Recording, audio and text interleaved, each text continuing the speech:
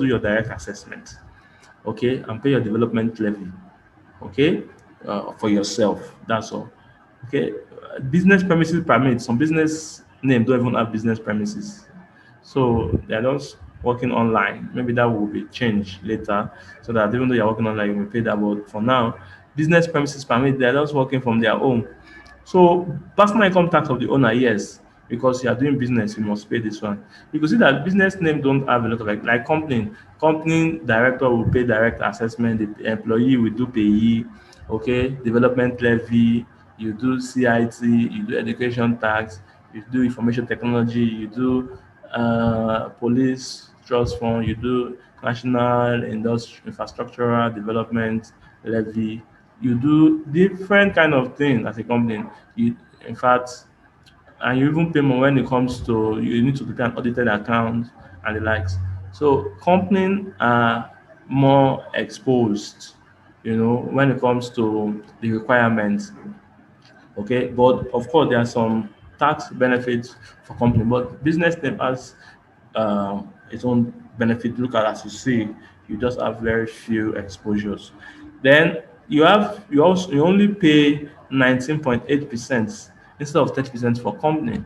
The marginal tax rate, because there's a range, there's a grid for individual. The first 300, next 300, just like that, 7%, 11%, 15%, it goes that way. So averagely, you pay like 19.8%. But company, the profit you make, you pay 30%. So it's like good for business team. Okay. So we see that this, you may decide to say, oh, business name, you don't want to expose yourself to the state because your tax, the tax of business name goes to the state, Lagos State, for instance, and Lagos State is closer to you. You may feel that, oh, I want to pay my, I don't the way Lagos State tax is, the tax officials, the way they harass and the like, you don't like it. You want to be a sole corporation, meaning that you are you want to go into limited liability company. So you don't want to do business name anymore. Okay? Because the disadvantage of business name is there are some companies also now you may feel that you want to bid for a job as a vendor and they need a limited liability company, maybe a government job or from a multinational company. So they may not accept business name, they want a company. So these are some of the disadvantage of businesses. So you may want to upgrade to limited liability company. Okay, so and you see, limited liability company has its own benefits, although they have more laws that controls complaints because they are artificial being, they are separate legal entity, Okay. un- unlike a business name. They are separate legal entity, When the Bible when I will just now, now I like all this kind of unlike thing. unlike a business name. They are separate. But They are, don't sit s- down. they are separate legal entity, unlike a business name. So a business name is not a separate legal entity. You, the director of the business name, you and the business you are one. But you want to give birth to a new being known as a company. And there are some tax benefits in company. Now, Section 9 of the Finance Act amends Section 23 of CETA by exempting profits of small company. Now, if you're a small company and you make turnover of less than 25 million, you won't pay companies income tax and you won't pay education tax. And this is a big advantage. Okay. The aim is that government wants a transition from small to medium, from medium to large. It's not that people should say they want to remain small so that they won't pay tax. No. It's like, oh, you are small. We want to encourage you. We are optimistic that in the next few years you'll balance and you'll become medium and you'll be paying your tax. That's one of the philosophy behind that policy. But we should not misinterpret it. If our turnover is growing, then we're not declaring all our turnover. So it's not good enough. But so now if you are also a small company, you won't pay EDT, that's education tax, because the turnover is less than 25 million. This was not clearly stated in Finance Act 2019, but it was clearly stated in Finance Act 2020. Now, profit from export-oriented businesses are also exempted from tax. So if you're into exportation, the profit you make from that exportation is exempted from tax, okay, per the Finance Act.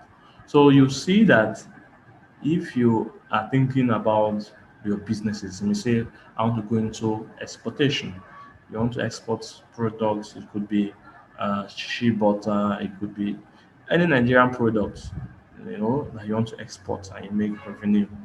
Okay, and you want to export your talent or your service, but the aim is government want to ensure that you are bringing in, foreign currency into the economy. You're bringing in dollars, euro into Nigerian economy. So that's it. So you're positioning yourself in the spirit of the law. Dividend received from small company in manufacturing is also exempted from tax. Okay, so you get your full dividend without deduction of withholding tax. Agricultural business are exempted from tax for the first 5 years of their business operation and renewable after another 3 years. But this now have been moved to the EDITRA now. So it's in the Finance Act now 2020. Now say if you're an agricultural, you're into primary agricultural business, then you should can apply for pioneer status. Okay, you can apply for pioneer status in based on the EDITRA, Industrial Development Income Tax Relief Act. Okay, so minimum tax now 0.25% for 2021 year of assessment. Okay, so minimum tax has also been reduced. Okay, for so 0.25%. So these are some of the advantages of operating as a limited standard minimum tax at 0.5% of gross turnover. You could see this was uh, reviewed downward, especially in Finance Act 2020. Okay, so again, there's tax credit for early payment of tax or companies. So tax credit for early payment of tax, that is 90 days before the due date at 2% for medium companies and 1% for large companies. This also has been provided in the law.